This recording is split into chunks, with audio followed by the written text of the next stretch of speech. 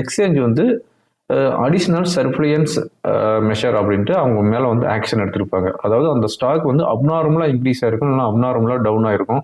இல்லை அப்படின்னா வொலாட்டிலிட்டி ரொம்ப அதிகமாக இருந்திருக்கும். ஒரு நாளைக்கு வந்து 10% ஏறுறது, 10% இறங்குறது, இந்த மாதிரி வந்து வொலாட்டிலிட்டி அதிகமாக இருக்கும்.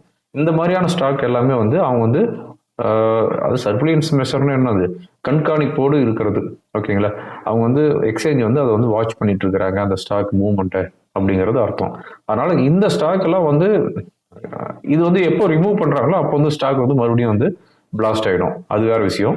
பட் இந்த மாதிரியான ஸ்டாக்ல வந்து என்ன ஒரு டிஸ்அட்வான்டேஜ் அப்படின்னா, இந்த ஷேர்ஸ் வந்து பிளெச் பண்ண முடியாது.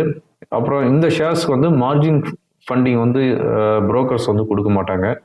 இந்த ஸ்டாக்கோடைய அப்வர்ட் சர்க்கியூட்டோ இல்லை டவுன்வர்ட் சர்க்கியூட்டோ வந்து பார்க்கும்போது 5% இல்லை 10% தான் இருக்கும்.